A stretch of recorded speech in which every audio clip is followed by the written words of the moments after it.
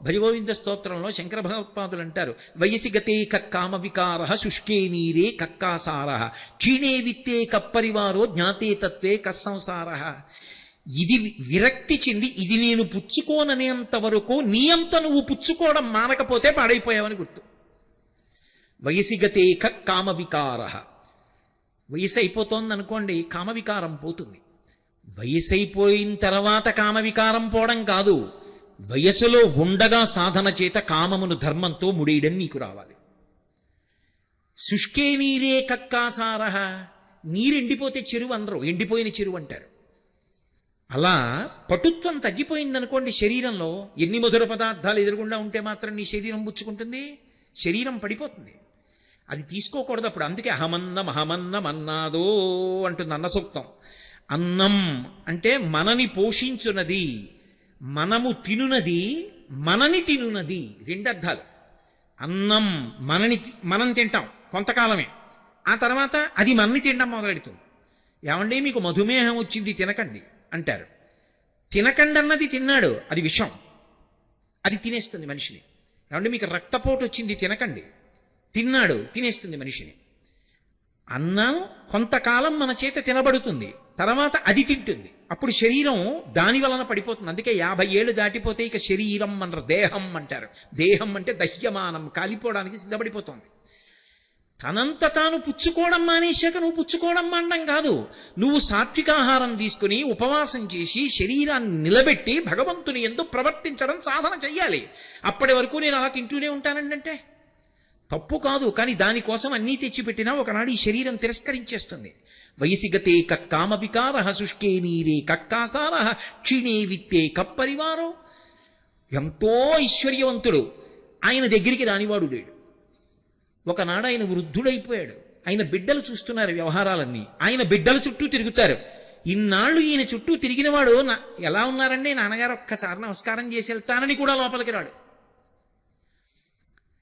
కాబట్టి నీ దగ్గర డబ్బు ఉన్నంత కాలమే, ఆ డబ్బుని నువ్వు నిర్వహించగలిగినంత కాలమే నీ చుట్టూ. నిర్వహించడానికి ఓపిక దీనికి తగ్గితే వెనక బిడ్డలు పుచ్చుకుంటారు, ఇక నీ చుట్టూ ఉన్న పరివారం నీ చుట్టూ ఉండరు. క్షీణే విత్తే కప్పరివార జ్ఞాతే తత్వే కస్సంసార. ఇది తెలుసుకున్న వాడికి ఇంకా సంసారం ఎక్కడుంది? ఈశ్వర వాడికి తెలియలేదు అమాయకత్వం, నన్ను నిష్కారణంగా ద్వేషిస్తున్నాడు. ఈశ్వర సద్బుద్ధిని కటాక్షించి అలా ద్వేషించకుండా చూడు. అందుకే అజాతశత్రువు అన్నది ఒకడికి అన్వయం అవుతుంది కానీ అందరి వైపు నుంచి అజాతశత్రువు కాడు. ధర్మరాజు అజాతశత్రువు అని నేను అన్నాను అనుకోండి, పుట్టని శత్రువులు కలిగిన వాడు. అంటే ధర్మరాజు గారు ఎవరి యందు శత్రుభావన పొందాడు, ఆయన యందు ఎవరైనా శత్రుభావన పొందితే ఆయన ఏం చేస్తాడు దానికి? అంటే ఆయన అలాని ఊరుకోడు, ఆయన భగవంతుణ్ణి ప్రార్థిస్తాడు. ఈశ్వర వారికి సద్బుద్ధిని కటాక్షించు, వారికి కూడా మంచి బుద్ధినిచ్చి నా యందు లేని దోషాన్ని ఆరోపించి శత్రుభావన పెట్టుకోకుండా పరమ మిత్రభావనతో అందరం చెయ్యి పట్టుకుని మంచి పనులు చేసేటట్టుగా మా యందు సద్బుద్ధిని కటాక్షించు, ప్రేమభావాన్ని మాలో కల్పించు, ఈ శత్రుభావములు విడనాటేటట్టుగా చెయ్యి అని ముందు ఎవడు తనయందు శత్రుభావాన్ని ప్రకటించాడో వాడు తనయందు మిత్రభావాన్ని పొందేటట్టుగా తన నడవడి మారాలని, తాను నిగ్రహింపబడాలని, అవతల వారి యందు సద్బుద్ధి కలగాలని, నేనుకి మధ్య ఉన్న భేదాన్ని నేను నువ్వు అని కాకుండా పెద్ద నేనుగా భావన చేసి ప్రార్థన చేసి చూపిస్తారు. అందుకే ఆత్మవత్ సర్వభూతేషు యప్పశ్యతి సపశ్యతి. అలా ఎలా చూస్తావో అలా చూడడం నేర్చుకో. అలా చూడడం నేర్చుకున్న నాడు ఎన్నడూ కూడా లోకంలో దొంగ బుద్ధి కలగదు, ఇంకొకరిది పుచ్చుకోవాలనేటటువంటి తాపత్రయం నీకు కలగదు. మీరు ఇక్కడ నన్ను ఒక మాట అడుగుతారు, నాకు బాగా తెలుసు. ఏమండి దొంగతనం చెయ్యకూడదు అని మీరు అన్ని మాటలు చెప్తున్నారు, ఒకవేళ చేస్తే ఏమవుతుంది? అది చాలా మంచి సద్బుద్ధితో కూడినటువంటి ప్రశ్న. నేను దొంగతనం చేసి ఇంకొకరి సొత్తు నేను సంపాదిస్తే ఏమవుతున్నప్పుడు? ఇక్కడే శాస్త్రంలో ఒక అత్యంత గంభీరమైనటువంటి విషయం దాక్కుని ఉంటుంది. శ్రద్ధ నీకు కలిగి ఉంటే నువ్వు దొంగతనం చెయ్యవు, శ్రద్ధ లేకపోతే దొంగతనం చేస్తావు. శ్రద్ధ కలిగి ఉండడం అంటే మౌలికమైనటువంటి ధర్మ సిద్ధాంతాన్ని నువ్వు అంగీకరించి ఉండాలి. ఏమిటి మౌలికమైన సిద్ధాంతం? సనాతన ధర్మంలో మౌలికమైన సిద్ధాంతం, సనాతన ధర్మం అంతా దేని మీద ఆధారపడుతుంది అంటే పునర్జన్మ సిద్ధాంతం మీద ఆధారపడుతుంది. పునర్జన్మ సిద్ధాంతాన్ని నేను అంగీకరించాను అని చెప్పడమే బొట్టు పెట్టుకోవడం. బొట్టు ఎందుకు పెట్టుకుంటారంటే ప్రధానంగా నేను సనాతన ధర్మమునందు ప్రతిపాదింపబడిన పునర్జన్మ సిద్ధాంతమును అంగీకరించుచున్నాను. జీవుడు ఇవాళ ఈ శరీరంలో ఉన్నాడు, దీనికి కోటేశ్వరరావు అని ఒక పేరు. కానీ జీవుడు ఎల్లకాలం ఈ శరీరంలో ఉంటాడా? ఇంకొక 10 ఏళ్ళు ఉండొచ్చు, ఇంకో 15 ఏళ్ళు ఉండొచ్చు, మహా ఉంటే ఇంకో 20 ఏళ్ళు ఉండొచ్చు. ఆ తర్వాత ఇది విడిచిపెట్టేయాలిగా. భగవాన్ రమణులు అద్దె కొంప అంటూ ఉంటారు. అద్దె కొంపలో ఉన్నటువంటి వాడు ఎప్పుడో అప్పుడు ఇల్లు ఖాళీ చెయ్యాలిగా. అలా ఇదో అద్దె కొంప, దీన్ని ఖాళీ చేసేయాలిగా. నేను దీన్ని విడిచిపెట్టి వెళ్ళిపోవాలి. మోక్షం వచ్చేస్తుందన్నంత పేరాశ ఎలా చెప్పగలను? ఏమో, ఈ శరీరంలోంచి వెళ్ళిపోయిన తర్వాత వేరొక శరీరంలోకి ప్రవేశిస్తాను. వేరొక శరీరంలోకి ప్రవేశించిన జీవుడు వాడేగా. అప్పుడు ఆ జీవుడికి కూడా భార్యాబిడ్డలు ఉన్నారుగా, ఓ కుటుంబం ఉందిగా. అప్పుడు తాను కష్టపడి సంపాదించి తెచ్చిన దాన్ని ఇంకొకడు దొంగతనం చేసి తీసుకుపోతాడు. ఎందుకంటే ఇప్పుడు చేసిన కర్మ అప్పుడు ఫలితంగా అనుభవంలోకి రావాలి. ఎవడు చేసిన కర్మ వాడు అనుభవించకుండా తప్పదు, అనుభవించవలసిందే. అందుకే దేవీ భాగవతంలో వ్యాసుడు ఒక మాట అంటాడు, కాలోహి సతతం కర్త సతతం సుఖదుఃఖయో నరాణాం పరతంత్రాణం పుణ్యపాపానుయోగత అన్నాడు. నరాణాం పరతంత్రాణం, నరుడు పరతంత్రుడు, ఏమి చెయ్యలేడు. పుణ్యపాపానుయోగత, గత జన్మలలో నువ్వేం చేశావన్న దాన్ని లెక్క పెట్టేవాడు ఒకడున్నాడు. వాడు ఇక్కడే కూర్చుని చూస్తూ ఉంటాడు. వాడు అన్ని గుప్తంగా రాస్తాడు, చిత్రంగా కూర్చొని. అందుకని చిత్రగుప్తుడంటే ఎవడో కాడు, పరమాత్మయే. ఇప్పుడు ఆయన అన్నీ వ్రాసుకుంటాడు. వ్రాసుకుని ఉత్తర జన్మని ఇచ్చినప్పుడు నువ్వు గత జన్మలలో ఏం చేశావో దానికి సుఖాన్ని దుఃఖాన్ని ఇస్తాడు. ఇచ్చినప్పుడు దుఃఖాన్ని నేను తట్టుకోలేను, నేను ఎంతో కష్టపడి ఒక్క బంగారం గొలుసు నా కూతురికి చేయిస్తే ఆ బంగారం గొలుసు ఎవడో లాక్కుపోయాడు అనుకోండి మెడలోంచి, నేను ఎంత ఏడుస్తానో, నేను పూర్వజన్మలో ఒకరి మెడలో గొలుసు దొంగిలించినప్పుడు వాడు అంతే బాధపడ్డాడు. ఆ బాధ నేను అనుభవించవలసిందే. అది అనుభవించడానికి శరీరం ఇస్తాడు ఈశ్వరుడు. ఈ మాట మీరు చాలా జాగ్రత్తగా పట్టుకోవాలి. శరీరము దేని కొరకు వస్తుంది అంటే గత జన్మలలో చేసిన పాపపుణ్యములను సుఖదుఖముల రూపంలో అనుభవింప చెయ్యడానికి ఈశ్వరుడిచ్చిన ఉపకరణము. గతంలో నేను పాపం చేశాను, ఆ పాపం యొక్క ఫలితం అనుభవించాలి. అనుభవించాలంటే నేను ఏదో ఒక కుక్క మోకాలు మీద కొట్టాను, ఆ కుక్క మోకాలు 6 నెలలు బాధపడింది అది నడవలేక. ఆ బాధ ఇప్పుడు నేను అనుభవించాలి. కాబట్టి ఈ జన్మలో నాకు మోకాలు నిప్పి రావాలి, వచ్చి 6 నెలలు వైద్యుల చుట్టూ తిరగాలి.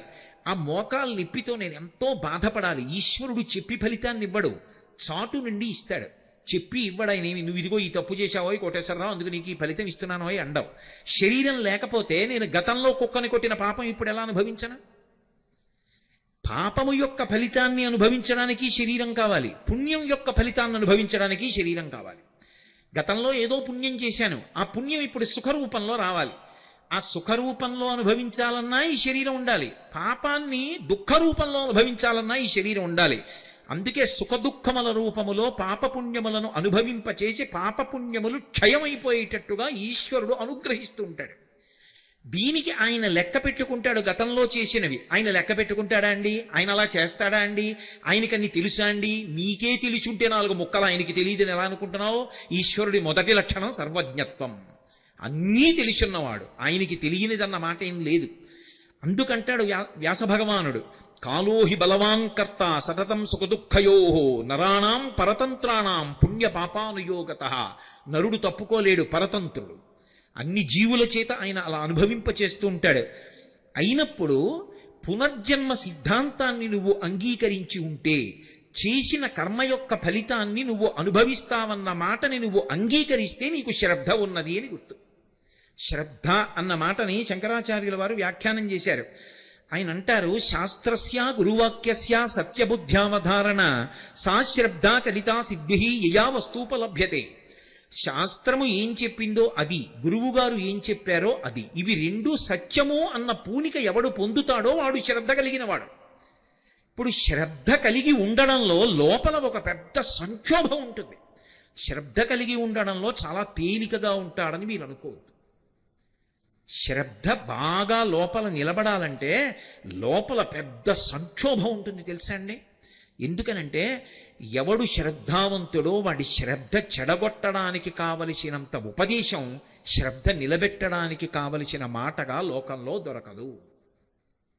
నేను మీకు ఒక్క మాట చెప్పాలంటే, రామాయణంలో సీతమ్మ పతివ్రతయై రామచంద్రమూర్తియే నా భర్త, యోమే భర్తా సమీ గురు దీనోవా రాజ్యహీనోవా యోమే భర్తా సమీ గురు తం నిత్యమనురక్తస్వీ యథారూపాం సువర్చల అంది. దీనుడైనా రాజ్యహీనుడైనా నా భర్త నాకు గురువు, ఆయనే నాకు సర్వాధికుడు తప్ప రాజ్యహీనుడని 10 మాటలు అంటావే అంది. ఒప్పుకున్నాడా రావణుడు? అయ్యో మహాపతివ్రత అలా మాట్లాడుతోందని నమస్కారం పెట్టాడా? ఇన్ని పనికిరాని మాటలు చెప్పాడు ఆవిడ శ్రద్ధ పాడు చేయడానికి. స్వధర్మో రక్షసాం భీరు సర్వధైవ రసంతేవ గమనం వా పరస్త్రీణాం హరణం సంప్రమధ్యమ ఇదం తే చారు సంజాతే యవ్వనం వ్యతివర్తతే యతతీతం పునర్నైతి శ్రోత శీఘ్రమపామివ ఏవం చైతదు కామాం తు నత్వాం రక్ష్యామి మైథిలీ కామం కామశరీరం మే యథా కామం ప్రవర్తితాం. అసలు విచిత్రం ఏమిటంటే అవతల వారిలోని శ్రద్ధ పాడు చెయ్యడానికి చేసేటటువంటి ప్రసంగాలకి ఉన్నంత ఆకర్షణ శ్రద్ధ నిలబెట్టడానికి చేసే ప్రసంగంలో ఉండడం కష్టం. ఎందుకో తెలుసా? పాడు చేయడం తేలిక. అందుకే లోకంలో మోసపుచ్చడానికి ప్రసంగాలు చేయడానికి ఎక్కడైనా ఒక విద్యా కేంద్రం పెడితే వెంటనే దానికి అధ్యక్షుడిగా వేయవలసిన వాడు రావణాసురుడు. అంత అందంగా మాట్లాడతాడు. ఏమిటో బెట్టు చేస్తున్నావు, కాలంలో యవ్వనం పోతుంది, వెనక్కి వస్తుంది అనుకుంటున్నావా? నది ముందుకెడుతుంది, వెనక్కి రాదు. కాలంలో యవ్వనం పోతుంది. యవ్వనం పోతే నేను చూస్తానా, రాముడు చూస్తాడా? చెట్టు కింద అలాగే ఉండిపోతావు అన్నాడు. అలా భయపెట్టాడు. రాముడు ఉన్నాడనుకుంటున్నావా? ఉన్నా 100 యోజనముల సముద్రము దాటుతాడా? కాంచనలంకలోకి వస్తాడా? ఇన్ని కోట్ల మంది రాక్షసుల్ని వధించగలడా? నన్ను ఛేదించగలడా? నిన్ను పొందగలడా? ఎందుకు బెట్టు చేస్తావు, నా పాన్పు చేరన్నాడు. ఇన్ని మాటలన్నాడు. శ్రద్ధ పాడు చేయడానికి ఇన్ని మాటలు అంటాడు. ఇన్ని మాటలు అన్నా కూడా తట్టుకు నిలబడాలి అంటే సంక్షోభం ఉందా లేదా శ్రద్ధ పూనికలో? పైగా మీరు ఒకటి బాగా ఆలోచించండి. శ్రద్ధ అన్న ఒక్క మాట ఎంత గొప్పదంటే అది ప్రతి క్షణం కూడా లోపల ఒక సంక్షోభానికి గురైపోతుంటుంది. ఒక ఆయన జీతం కూడా పుచ్చుకోకుండా ఉద్యోగానికి సెలవు పెట్టేసి ఋషిప్రోక్తమైన వాంగ్మయం మీద నమ్మకంతో ఆయన దాన్ని ప్రచారం చేస్తున్నాడు అనుకోండి.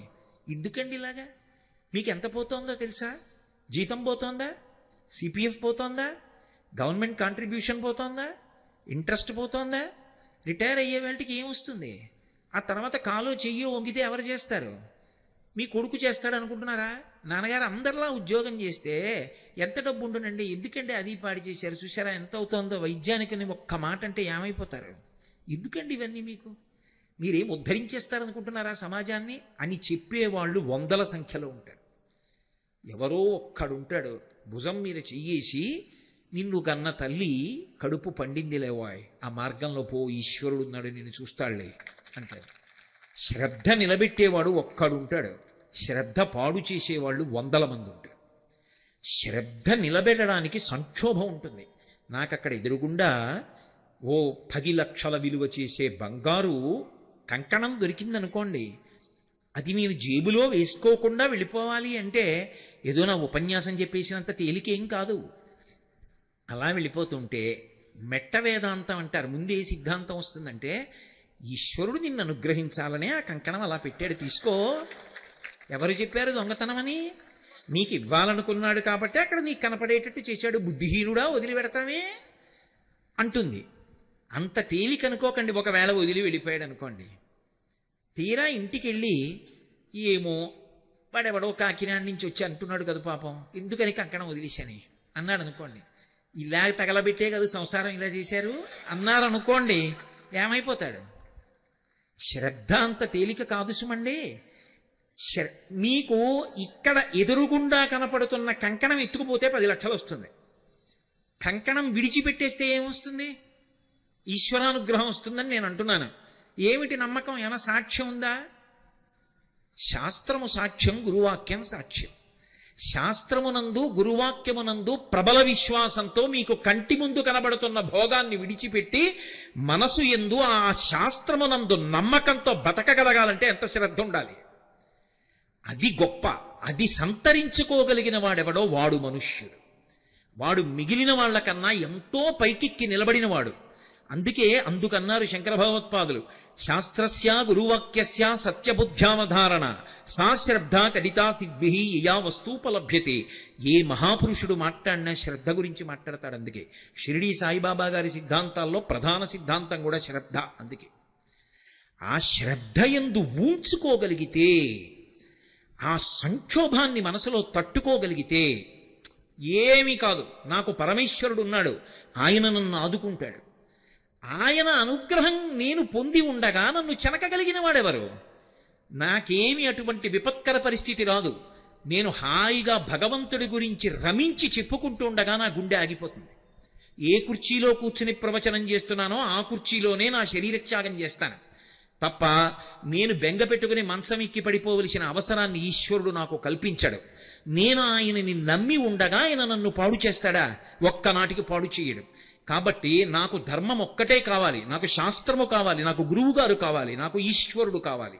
ఇది శ్రద్ధ. దొంగతనాన్ని గెలవడానికి కావలసినది ఏది అంటే శ్రద్ధ కావాలి. ఇది చాలా అవసరం. తనకి కడుపులో ఆకలేస్తున్నా ముట్టుకోకుండా ఉండాలంటే దేనికి కట్టుబడి ఉండాలంటే, రంతిదేవుడు కడుపు మండిపోతూ ఉంటే కొన్ని రోజులుగా అన్నం లేకపోతే వచ్చిన అన్నం ఇలా తినబోతుంటే వచ్చి అడిగితే పెట్టేశాడు. మంచినీళ్ళు ఒకటే తాగబోతున్నాడు, అప్పుడు కూడా వచ్చి పుచ్చేసుకున్నాడు. ఎవరో వచ్చి అయ్యా దాహంగా ఉంది ఇవ్వండి అన్నాడు. ఆయన మంచినీళ్ళు ఒకటే ఉన్నాయి అనలేదు. అది పోతనగారి పాండిత్యం. అన్నము లేదు, కొన్ని మధురాంబువులున్నవి త్రాగుమన్నా అన్నాడు. అయ్యయ్యయ్యో, ఇంత దాహమేస్తోందంటే, ప్రాణాలు గతులు తప్పిపోతున్నాయంటే అన్నం తినెన్నాళ్ళయిందో నువ్వు. ఆయన రంతిదేవుడు తిని చాలా రోజులైంది. అన్నం తిని ఎన్నాళ్ళైందో తిందామంటే ఎవడో వచ్చాడు పెట్టేశాను, నీళ్ళు కూడా తాగనివ్వవా అనలేదు ఆయన. అన్నము లేదు, నీకు అన్నం పెట్టడానికి అన్నం లేదయ్యా, కొన్ని మధురాంబువులున్నవి, తీయటి నీళ్లున్నాయి, త్రాగుమన్నా. తాగవయ్యా. సకల శరీరధారులకు మేలునరించిన శరీరం ఉన్న వాళ్ళకు ఉపకారం చేస్తే ఇంకా అంతకన్నా కావలసింది ఏముందయ్యా ఈ శరీరానికి, తాగేయి అన్నాడు. అప్పుడు దేవతలు అందరూ వచ్చి నిలబడ్డారు. ఏమి శ్రద్ధ అనేది, ఏమి అద్భుతం, ఎంత నమ్మకం శాస్త్రం మీద, ఎంత నమ్మకం గురువు మీద, రా నిన్ను అనుగ్రహిస్తున్నామన్నారు. ఇది సనాతన ధర్మం అంటే. దొంగతనాలు అరికట్టండి అంటే మీరు కర్రలతో మోది ఎక్కడ ఆపగలరు? శ్రద్ధ చేత ఆపగలరు. అందుకే ధర్మం ప్రబోధము, ధర్మ ప్రచారము, ధర్మమునందు పూనిక లోకంలో ఎటువంటి ఉపద్రవాన్నైనా సరే ఆప్చేసేస్తాయి. అందరూ సద్బుద్ధితో ఉన్నారనుకోండి, అందరూ శ్రద్ధావంతులయ్యారనుకోండి, నాకెందుకు నేను పుచ్చుకోను, ఎందుకంటే పునర్జన్మలో నేను బాధపడాలి. కంచికామకోటి పీఠాధిపత్యం వహించిన మహాపురుషులు, అపర శంకరులు, పరమశివావతారులు, సన్యాస ధర్మాన్ని 100కి 100 పాళ్ళు పాటించిన మహాపురుషులు, ప్రాతస్మరణీయులు. చంద్రశేఖరేంద్ర సరస్వతి మహాస్వామి వారు ఒకప్పుడు దేశాంతరంలో పర్యటన చేస్తుంటే శుద్ధ పల్లెటూరులో ఉన్నారు. ఆయన పల్లెటూరులో ఒక పాకలో కూర్చుని అనుష్ఠానం చేసుకుంటూ విదేశాల నుంచి వచ్చినటువంటి ఒక వనిత వచ్చి గడపకి అవతల వైపు నిలబడి ఆవిడ ఒక ప్రశ్న వేసింది. ఆవిడంది, పునర్జన్మ సిద్ధాంతము సత్యము అని మీరు నిరూపించగలరా అంది. ఆయన నవ్వి ఏమీ మాట్లాడలేదు. ఆవిడ అలాగే నిలబడింది. ఒక అరగంట పోయిన తర్వాత ఒక అంతేవాసిని పిలిచారు. ఇక్కడికి దగ్గరలో ఒక ప్రసూతి కేంద్రం ఉంది, ఈవిడిని ఇవాళ అంతా వెళ్ళక్కడ కూర్చోమ్మనండి, రేపు ఉదయం 10 గంటలకి నా దగ్గరికి రమ్మనండి, ఎక్కడెక్కడ ఎవరికి ఏ పిల్లలు పుట్టారో వ్రాసుకుని రమ్మనండి అన్నారు. ఆవిడికి అర్థం కాలే. నేను అడిగిన ప్రశ్న ఏమిటి, ప్రసూతి కేంద్రం ఏమిటి అని. ఆవిడ వెళ్ళి కూర్చుంది. మర్నాడు 10 గంటలకు వచ్చింది. ఏమైందో చెప్పమను అన్నారు. ఆ హాస్పిటల్లో ఉన్నవి 10 గదులు, అందులో 4 మంచి శీతల గదులు అంటే ఏసీ రూమ్స్, 6 సామాన్యమైన గదులు. నిన్నను 10 గదుల్లోకి 10 మంది ప్రసవ వేదన పొందుతున్నటువంటి ఆ స్త్రీలను తీసుకొచ్చారు. అందులో మహదైశ్వర్యవంతులైనటువంటి వాళ్ళు 2, వాళ్ళకి కొడుకులు పుట్టారు. మంచి అధికారంలో ఉన్న వాళ్ళు 2, వాళ్ళకి 2 కొడుకులు పుట్టారు. పుడుతూనే వాళ్ళు రోహిణీ కార్తెలో ఏసీ రూమ్స్లో ఉన్నారు. మిగిలిన 6 గదుల్లో 3 గదుల్లో ఉన్న వాళ్ళు మధ్యతరగతి కుటుంబీకులు. మిగిలిన 3 గదుల్లో అమ్మో ఇంకో సంతానం కలిగింది ఎలా పోషించాలని బాధపడుతున్నటువంటి వాళ్ళకి పుట్టినటువంటి బిడ్డలు. ఇంకొక ఆవిడికి గదిలోకి వెళ్ళడానికి గదికి కూడా సొమ్ము చెల్లించలేనిది పరమ నిర్భాగ్యురాలు. ఆవిడ్ని తీసుకొచ్చి అక్కడే గది లేదు కాబట్టి చాప మీద పడుకోబెట్టి పురుడు పోశారు. ఆవిడికి పథ్యం పెట్టడానికి ఏమీ లేదు. ఆ చుట్టుపక్కల ఉన్న వాళ్ళే డబ్బులు వేసుకుని తీసుకొచ్చి ఏదో రొట్టె ముక్కలవి కొనిపెట్టారు. ఇది జరిగింది అని ఆవిడని వెంటనే అంది, నాకు అర్థమైంది, పునర్జన్మ సిద్ధాంతం సత్యం, మీరు ఇక చెప్పక్కర్లేదని వెళ్ళిపోయారు. ఆ శిశువు కోరి కోరి పుట్టాడా కోటీశ్వరుడికి కొడుకుగా? వాడి కోరిక ఏమైనా ఉందా? వాడికి అధికారం ఉందా నేను ఇక్కడ పుడతాను ఈ ఏసీ రూమ్లో అని? ఏదో ఉంది. కోటీశ్వరుడికి కొడుకు, ఏదో ఉంది అధికారికి కొడుకు, ఏదో గత జన్మ పాపం ఉంది, అనుభవించి పోగొట్టేసుకుంటాడు. పోగొట్టుకుని వాడెంత గొప్పవాడు అవ్వాలో. వాడు సామాన్యుడిగా పుట్టాడు. పుట్టడంలో పునర్జన్మ సిద్ధాంతం స్పష్టంగా కనపడుతోంది, నాకు అర్థమైంది అని ఆవిడ 2 చేతులెత్తి నమస్కారం చేసి వెళ్ళిపోయింది. ఇది యథార్థంగా జరిగిన సంఘటన. పునర్జన్మ సిద్ధాంతము సనాతన ధర్మమునకు ప్రాణము. శ్రద్ధ అనేటటువంటి 2 అక్షరాలు సనాతన ధర్మానికంతటికీ కూడా పట్టాభిషేకం చేస్తాయి. అసలు ఇన్ని ప్రవచనాలు చేయడం దేనికోసం, ఇన్ని గ్రంథాలు చదువుకోవడం దేనికోసం, భగవంతుడు ఉన్నాడు అని నమ్మడం దేనికోసం అంటే ఆ శ్రద్ధ అన్న మాట కోసం. ఈ శ్రద్ధ దేనికి పోతుంది లోకంలో అంటే ఒడుదుడుకుల యందు పోతుంది. కలిసి వచ్చినప్పుడు శ్రద్ధ పోదు. ఎందుకనంటే ఓ మాట అంటే పోతుంది, అంతా భగవంతుడు అనుగ్రహం అండి, ఏదో పైకి వచ్చాను. కష్టం వచ్చిందనుకోండి, ఈశ్వరానుగ్రహం అండి, ఇంత కష్టం వచ్చింది అంటాడా? ఏమిటో ఇన్ని పూజలు చేశాను ఎందుకు వచ్చింది? మొదట ఎవరిని వదిలేస్తాడంటే భగవంతుడిని వదిలేస్తాడు. కానీ కష్టం వచ్చినప్పుడు కూడా ఇది ఈశ్వరానుగ్రహం. గత జన్మలో ఏదో పాపం చేయకపోతే ఎందుకు వస్తుందండి కష్టం? నేను అనుభవించడానికి వీలుగా కష్టాన్ని ఇచ్చి తీసేశాడే మహానుభావుడు, ఆయనకో నమస్కారం. అన్నవాడు ఉంటాడే వాడు నిజమైన భక్తుడు. అది శ్రద్ధ, పండుతున్న శ్రద్ధ. అందుకే దూర్జట్ అంటాడు, లోకుల్లంగని మెచ్చని అలుగని లోలోన నిందించని చీకాకున్బడని మహాత్ముడనని జేలొగ్గని మూకీభావమునం తిట్టని త్రోయని నీ కారుణ్యము కలిగి ఉండినను అంతే చాలునో శంకర. ఒకనాడు లోకులు నన్ను కని పొగుడుతారు, ఒకనాడు నన్ను ద్వేషిస్తారు, ఒకనాడు పూలదండలేస్తాడు, ఒకనాడు రాయి పెట్టి కొడతాడు, ఒకనాడు ఆయనంత గొప్పవాడు ఎక్కడున్నాడంటాడు, ఒకనాడు ఆయనంత దుర్మార్గుడు ఎక్కడున్నాడండి అంటారు. ఎవరు ఏమనని నేను మాత్రం అలా ఎవరినీ బాధ పెట్టాలని కాదు, నేను నీ గురించి చెప్పుకుంటూ వెళ్ళిపోవాలి. అవి అన్నీ నాకు భూషణములు అనుకోవాలి. అది భక్తుడికి ఉండాలి, అదే భగవంతుడికి ఉంటుంది లక్షణం. అందుకే రావణాసురుడు శివుణ్ణి స్తోత్రం చేస్తూ సుహృద్విపక్షపక్షయో తృణారవింద చక్షుషో ప్రజామహీ మహేంద్రయో సమప్రవర్తయన్మన కదా సదాశివం భజే అంటాడు. ద్వంద్వాతీతుడు పరమేశ్వరుడు. భక్తుడు కూడా ఆయన పాదాలు పట్టుకుని ఆ ద్వంద్వాతీత స్థితే పొందాలి. అందుకే భగవద్గీతలో గీతాచార్యుడి తుల్యనిందా స్తుతిర్మౌని సంతుష్టో ఏనకేనచిత్ అనికేత స్థిరమతి భక్తిమాన్మే ప్రియో నరః అంటాడు. ఎవరు ఆ ద్వంద్వములను దాటగలుగుతాడో వాడు శ్రద్ధయందు పండినవాడు. అసలు మనుష్య జీవితానికి ఉండవలసిన ప్రథమ లక్షణం ఏది అంటే ఆ శ్రద్ధ. శ్రద్ధ అన్నదొకటి ఏర్పడింది అనుకోండి, ఉత్తర క్షణంలో దుర్గుణములు లోపలికి రాకుండా మీరు కంచె వేసేసినట్టే. ఇప్పుడు రామకృష్ణ పరమహంస ఒక మాట అంటారు, పనసపండు కొయ్యండి పనస తొనలు తీయండి అంటే చేతికంతటికి పాలు జిగురు అంటుకుంటే ఆ తర్వాత మీరు ఎన్ని నీళ్లు పెట్టి కడుక్కున్నా అది వదలదు. కానీ ముందు నూనె చేతికి రాసుకుని పనసపండు ఒలిచినటువంటి వాడికి తొనలు దొరుకుతాయి తప్ప పాలు చేతికి అంటుకోవు. శ్రద్ధ అన్నది అలవాటు చేసుకుని జీవితంలో ప్రవర్తించినటువంటి వాడిని దుర్గుణములు చెనకలేవు, అసలు చేరలేవు. అగ్నిహోత్రానికి చెదెక్కడ పడుతుందండి? శాస్త్రమునందు గురువాక్యమునందు విశ్వాసము ఎవడికి ఉన్నదో వాడు శ్రద్ధావంతుడు. ఒకసారి ఆ శ్రద్ధ ఏర్పడిందా ఇక వాడి దగ్గరికి దుర్గుణములు రాలేవు. అందుకే భారతీయతలో ఉన్నటువంటి గొప్పతనం ఎక్కడుంది అంటే ఏదైనా సరే పరమాత్మకి నివేదన చేసి పుచ్చుకుంటారు. నిన్న మీతో నేను శౌచము అని చెప్పానే, లోపలికి వెళ్ళినటువంటి అన్నంలో 6వ వంతు మనసుగా మారుతుంది, సూక్ష్మధాతువుగా. అందుకే అన్నం తినేటప్పుడు కూడా దానికి అంత శౌచ్యం ఇచ్చి తీసుకుంటారు, ఎందుకంటే శ్రద్ధ పాడైపోకూడదు తిన్న అన్నం వల్ల. అందుకే ఇది న్యాయార్జితాహారము, భగవదర్పితాహారము, మితాహారము, సాత్వికాహారము, ఇన్ని నియమములు కలిగినటువంటి ఆహారాన్ని పుచ్చుకుంటారు తప్ప ఎక్కడ పడితే అక్కడ ఏ ఆహారం పడితే ఆ ఆహారం పుచ్చుకోకుండా ఉండడానికి కారణం అది లోపలికి వెళ్ళి ఆరో వంతు మనసైన తరువాత శ్రద్ధకించి భంగం అయిందనుకోండి, దానివల్ల ధూర్తచేష్టితాన్ని చేస్తే జీవుడు పాడైపోతాడు. లలితా సహస్రనామ స్తోత్రానికి భాస్కరరాయల వారు వ్యాఖ్యానం చేశారు. ఆయన చేయడం ఏమిటి, అమ్మవారు చేయించింది ఆయనలో దూరి. చేయించినప్పుడు ధన్య అని ఒక నామం, దానికి వ్యాఖ్యానం చేయించారు. మనసు అస్తమానం ఐశ్వర్యం మీదే ఉండిపోయిందనుకోండి, దాని లక్షణం ఏమిటంటే దేని మీద ప్రీతి ఉందో ఆఖరి ఊపిరిలో దాన్ని స్మరిస్తుంది. మనసుకి కదలిక ఉంటుంది. ఆ కదలిక దేని మీద అంటే ఊపిరి మీద ఆధారపడుతుంది. అందుకే పూజ చేసేటప్పుడు ప్రాణాయామం చేయిస్తారు. ఊపిరి నిలబడితే మనసు నిలబడుతుంది. మనసు నిలబడితే ఉపచారంలో ఈశ్వరుణ్ణి చూస్తారు. ఇప్పుడు ఆఖరి ఊపిరిలో ఆఖరిసారి కదిలినప్పుడు దేని మీద ఎక్కువ ప్రీతి ఉందో దాన్ని పట్టుకుంటుంది. ఇప్పుడు శ్రద్ధ లేదనుకోండి, ఊళ్ళో ఉన్నవన్నీ తెచ్చి ఇంట్లో పెట్టాడు అనుకోండి, దొంగతనాలు చేసి దాని మీదే మనసు పెట్టుకుని వెళ్ళిపోయాడు అనుకోండి, తిరియక్కైపోతాడు. కోట్ల జన్మలు భూమికి అడ్డంగా ఉంటుంది వెన్నుపాము, నిలువుగా పెరగడం. అందుకే సనాతన ధర్మంలో దేవతలు కొండల మీద కూర్చుంటారు.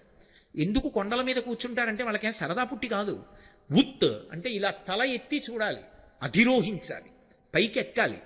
జీవితంలో నువ్వు పైకెక్కితేనే పరమేశ్వరుణ్ణి చేరగలవు. నువ్వు ఊర్ధ్వముఖ చలనం చెయ్యాలి. సామాన్య ధర్మాలు గట్టిగా పట్టుకోవాలి. పట్టుకుంటేనే ఉంచుకోగలుగుతావు. ఇప్పుడు దొంగతనానికి అలవాటు పడిపోయి దొంగతనమే చేశాడనుకోండి, ఇక్కడ సంతోషంగా ఉన్నట్టుగా ఉంటుంది, కానీ ఎంతకాలం అనుభవిస్తావు ఈ శరీరంతో? ఏదో కొంతకాలం, ఓ 50 ఏళ్ళు, ఓ 60 ఏళ్ళు, ఓ 70 ఏళ్ళు. ఆ తర్వాత ఓ విచిత్రం ఉంటుంది. ఇది భోగాన్ని అంగీకరించదు, అదో విచిత్రం. మోహముద్గరంలో భజగోవింద స్తోత్రంలో శంకర భగవత్పాదులు అంటారు, వయసి గతే కక్కామ వికార శుష్కే నీరే కక్కాసార క్షీణే విత్తే కప్పరివారో జ్ఞాతే తత్వే కస్సంసార. ఇది విరక్తి చెంది ఇది నేను పుచ్చుకోననేంత వరకు నీ అంత నువ్వు పుచ్చుకోవడం మానకపోతే పాడైపోయావని గుర్తు.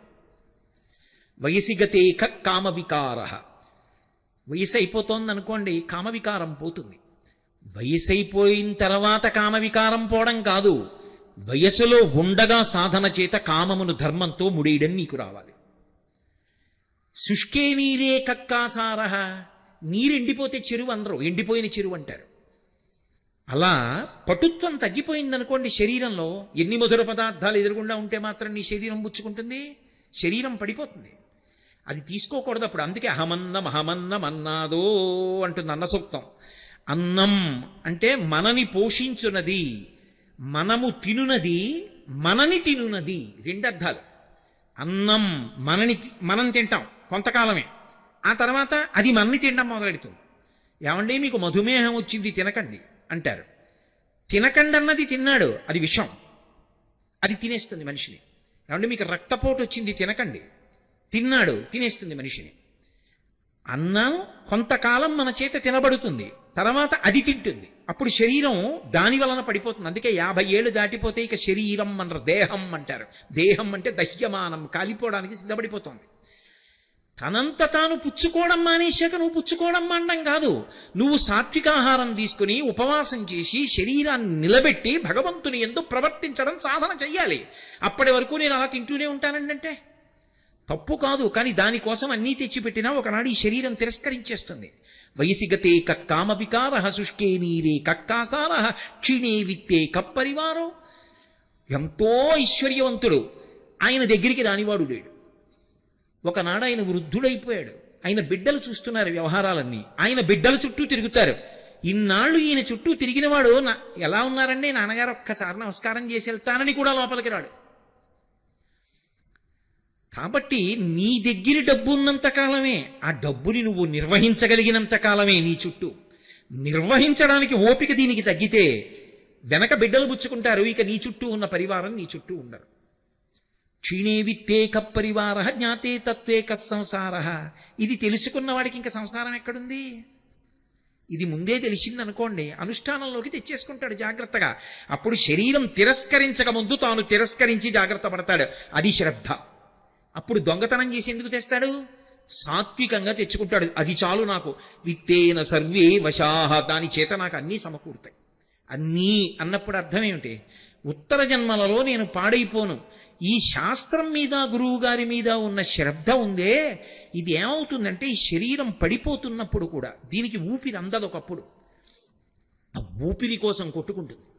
ఆ ఊపిరి తీయలేకపోతే ఒళ్ళు చెమట్లు పట్టి అసలు ఎంత బాధో పడిపోతుంటే, ఆ బాధపడిపోతున్నప్పుడు కూడా ఒరే ఒకనాడు శరీరం పడిపోతుందిరా, భగవన్నామం విడిచిపెట్టకు అని చెప్పిన గురువుగారి పాదాలు, ఆ గురువుగారు చెప్పిన మాటలు జ్ఞాపకం వచ్చి, ఓ ఇది పడిపోయే సమయం ఆసన్నమైందనమాట అని భగవంతుడి మీద దృష్టి పెడతాడు. ఎందుకని? శ్రద్ధ, శాస్త్రం మీద గురువు మీద ఉండిపోయింది దృష్టి. ఇప్పుడు అది పెట్టుకుని వెళ్ళిపోయాడు. ఆయన సంపాదించింది ధార్మికమైన మార్గంలో తప్ప ఆయన దొంగతనం చేసి తెచ్చింది లేదు. ఆయన అనుభవించడానికి ఏముంది పాపం? కాబట్టి ఉత్తర జన్మలు క్షేమకరంగా ఉంటాయి. ఈ జన్మలో ఓ 30 ఏళ్ళు సంతోషించడానికి 3 కోట్ల జన్మలు పాడు చేసుకోమని ఎవడు చెప్పాడు? పెట్టుబడి రీత్యా చూసినా కూడా అది దోషభూయిష్టమైన జీవితమే కదా. అందుకని శ్రద్ధతో ఉన్నవాడెవరో వాడు అస్థేయమును పొందగలడు, అంటే దొంగ బుద్ధి లేకుండా జీవించగలడు. సామాన్య ధర్మంలో ఏదో దొంగతనం చేయకండి అని చెప్పడం శాస్త్రం యొక్క ప్రయోజనం కాదు. దొంగతనం చేయకుండా ఉండడానికి మనసు బాగా ఉంచుకునేటట్టుగా ఏది అందించాలో అందిస్తుంది. అందుకే మీరు ఒకటి బాగా గమనించండి, అన్నిటికన్నా చాలా గొప్ప దానం ఏది అంటే ధర్మమునకు సంబంధించినటువంటి విషయములను లోకమునందు ప్రచారము చేయుట. మీరు ఇవాళ అన్నం పెట్టారనుకోండి, సాయంకాలానికి జీర్ణం అయిపోతుంది, మళ్ళీ ఆకలేస్తుంది. ఓ కంటికి శస్త్రచికిత్స చేయిస్తే కొన్నాళ్ళకి మళ్ళీ రెండో కంటిలో మసక ఏర్పడి శస్త్రచికిత్సకు సిద్ధం అవుతుంది. ఇవాళ జ్వరానికి ఔషధం ఇప్పిస్తే రేపు మళ్ళీ ఔషధాన్ని కోరుకుంటుంది. మీరు ధర్మం గురించి ఒక్క ప్రసంగం చేస్తే అధర్మ మార్గంలో వెడదామనుకున్నవాడు కూడా మానేస్తే వాడి వలన బాధపడవలసిన కొన్ని 100 మంది దాని నుంచి తప్పుకుంటారు. పైగా విని ఆచరించిన వాళ్ళందరూ ఉద్ధరణ పొందుతారు. అందుకే ప్రవచనానికన్నా ధర్మ ప్రచారం కన్నా గొప్పది లోకంలో ఇంకొకటి లేదు. అది ఆత్మోద్ధరణ హేతు.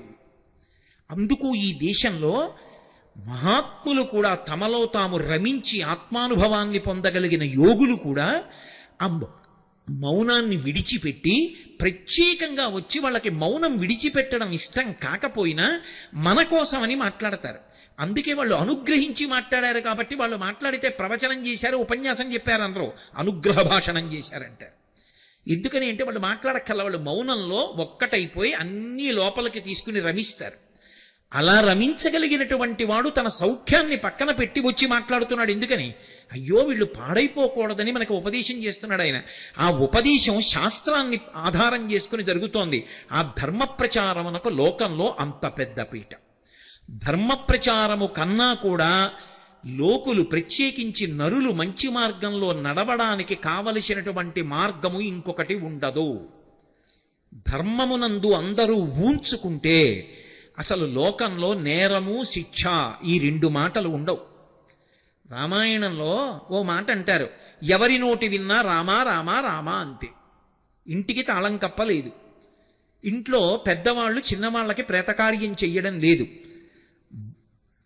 భార్య బ్రతికి ఉండి భర్త వెళ్ళిపోవడం, భార్య వైధవ్యం పొందడం లేదు, దొంగతనాలు లేవు. ఇది ఫలశ్రుతి. ఎలా ఉంటుంది ఇదంతా?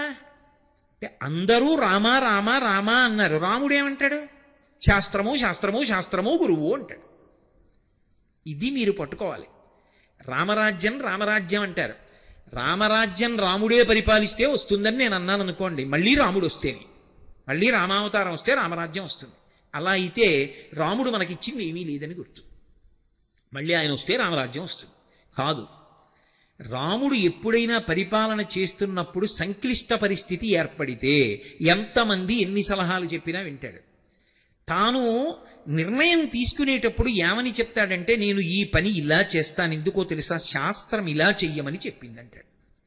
శాస్త్రము ప్రమాణం ఆయనకి. తస్మాత్ శాస్త్రం ప్రమాణంతే కార్యాకార్యం వ్యవస్థితౌ. శాస్త్రం ఎలా చెప్పిందో అలా చేస్తాడు. శాస్త్రం ఎలా చెప్పిందో అలా చేసినటువంటి రాముని యొక్క పరిపాలన యందు ఎవ్వరూ బాధపడకుండా ఉన్నారు అంటే నువ్వు కూడా శాస్త్రమును ప్రమాణంగా చేసుకుని పరిపాలన చేస్తే అప్పుడు కూడా రామరాజ్యమే వస్తుందని చెప్పాలి. అంతేగాని రాముడు వస్తేనే రామరాజ్యం వస్తుందంటే రామరాజ్యం రాముడు వచ్చేదాకా రాదు అని మంగళకర వాక్కు. కాబట్టి సా శ్రద్ధ కడితా సిద్ధి యయా వస్తూపలభ్యతే. బాగుందండి, మీరేదో తలకొట్టుకు చెప్తున్నారు, సంతోషం. కానీ శ్రద్ధ కలగకపోతే ఎంత మీరు చెప్పినా ఇక్కడ విన్నప్పుడు పోని మీ మీద ఎందుకు పెట్టడం, ఈ ప్రసంగం చేస్తున్నప్పుడు నాకు శ్రద్ధ ఉంది కానీ కిందకి దిగేటప్పటికి పోయిందనుకోండి, ఏదో దొంగతనం చెయ్యాలనిపించింది అనుకోండి, అప్పుడు ఎలా, ఎవరికి చెప్పను?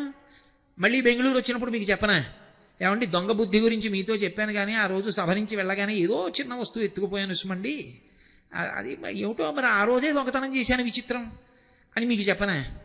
కాదు, అలా చెప్పలేదు శాస్త్రం.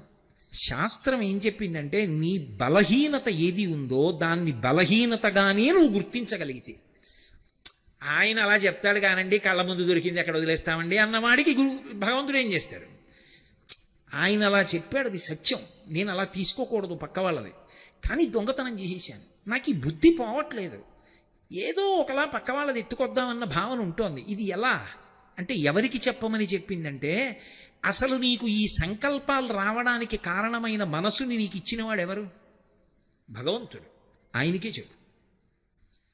ఆయన దగ్గర చెప్పేటప్పుడు దాపరిక వంతు, ఉన్నదున్నట్టుగా ఆయన ఉన్నాడు అని నమ్మి ఆయన దగ్గర కూర్చుని చెప్పు. అంతేకాని కాశీ నుంచి నేనే కొనుక్కొచ్చానండి విగ్రహం అంటే ఆయన పలకడం, అది విగ్రహం కాదండి, అది నేను కాశీ నుంచి తెచ్చిన విగ్రహం కాదండి, అది పరమాత్మ అంటే అప్పుడు పలుకుతాడు. సత్యసాయిబాబా గారు ఒక ఉదాహరణ చెప్తుండేవారు. వెనకటికి ఓ పిల్లాడికి ఎప్పుడు చూసినా పూర్ణత్వమే అంటే అన్ని సున్నలే వచ్చేవి. ఎవరో ఒక ఆయన దగ్గరికి వెళ్ళి అడిగాడు, అలా ఉపన్యాసం చెప్పిన ఆయన, నాకు మార్కులు రావట్లేదు, ఏం చేయమంటారు? విఘ్నేశ్వరుడిని పూజించబోయే. ఆయన విఘ్నేశ్వరుడు బొమ్మోటి పెట్టి అగరత్తుల పాపం 30 రోజులు తిప్పి పరీక్షకి వెళ్ళాడు, మళ్ళీ సున్నా. ఎందుకు ఇది? ఇంకో ఆయన అడిగాడు, ఏదో అమ్మవారిని పూజించు, శారదని పూజించు. ఈ విఘ్నేశ్వరుడిని అలా పెట్టేసి దూరంగా అమ్మవారిని తెచ్చిపెట్టి సరస్వతీదేవికి అగరత్తులు పెట్టాడు, మళ్ళీ రాలా, పక్కన పెట్టేశాడు. ఇంకో ఆయన్ని అడిగాడు, శివుణ్ణి పెట్టబోయే జ్ఞానం ఇస్తాడు అన్నాడు. శివుణ్ణి పెట్టి అగరత్తులు ధూపం వేస్తున్నాడు. ధూపం వేస్తుంటే ధూపం ఎక్కడేశారో అక్కడే ఉంటుంది ఏమిటి, అది అలా పోతుంది గాలిలో పొగ వెళ్ళిపోయి. ఈయనకి మార్కులు ఇవ్వనటువంటి దేవుళ్ళు ఉన్నారే, విఘ్నేశ్వరుడును సరస్వతీదేవి, అక్కడికి పోయింది. ఈయన ఆ రోజుని ఇలా ధూపం చూపిస్తూ ఇలా చూశాడు, అన్నన్నన్నన్నా ఒక్క మార్కి ఇప్పించలేదు కానీ ధూపం పీల్చేస్తున్నారా అని గబగబా వెళ్ళి 2 ఉత్తరీయాలు తీసుకొచ్చి విగ్రహాల ముక్కులకు కట్టేశాడు. గభాలన విఘ్నేశ్వరుడు సరస్వతీదేవి లేచారు. లేచి ఒరే నిన్ను అనుగ్రహించామన్నారు. ఆయన తెల్లబోయి, ధూపం వేస్తే నాకు ఎప్పుడూ పలకలేదు, ముక్కులు కడితే పలికేదేమిటన్నాడు. ధూపం వేసినప్పుడు మేము విగ్రహాలని ధూపం వేశావు, ముక్కులకి గుడ్డ కట్టినప్పుడు మేము ఉన్నామని నమ్మి గుడ్డ కట్టేశావు, ధూపం పీల్చేస్తున్నామని. మేము ఉన్నామని నువ్వు నమ్మితే కదరా మేము అనుగ్రహించాము, మేము విగ్రహాలంటే నిన్నెలా అనుగ్రహించాం, విగ్రహంగానే ఉన్నాం. ఇవాళ ముక్కు గుడ్డ కట్టావు, మేము ఉన్నామని నమ్మావు, ఏ భావనతో కట్టావో, ఉన్నామని నమ్మావు, చాలు ఉన్నాం పలికాం, ఇచ్చి సంభో విద్య. అసలు వాడు ఉన్నాడని నమ్మితే కదా వాడికి చెప్పడం. నేను కాశీ నుంచి తెచ్చిన విశ్వనాథుడండి, తిరుపతి నుంచి తెచ్చిన వెంకటేశ్వర స్వామి విగ్రహం అండి, నేను ఏదో కంచి నుంచి తెచ్చిన అన్నపూర్ణ కామాక్షి విగ్రహం అండి, ఇవన్నీ నీ తెచ్చిన విగ్రహాలేనండి. కొంత అంటే నేను అన్నాను ఎందుకు, అండం ఎందుకు, ఆ మాట అండం వదిలిపెట్టండి. కానీ ఈ విగ్రహాలు విగ్రహాలు విగ్రహాలు అన్న మాట మీరు అన్నప్పుడు అవి ఎందుకు పలుకుతాయండి? అవి పరమేశ్వరుడు ఏంటి? అసలు శ్రద్ధే లేదు అక్కడే. కాదు, వాడు ఉన్నాడు, వాడు ఆ రూపంలో కూర్చున్నాడు నా ఇంట, నా స్వామి. అందుకే సుప్రభాతం పాడితే నిలబడి పాడతారు, ఏకాంత సేవ చేస్తే కూర్చుని చేస్తారు.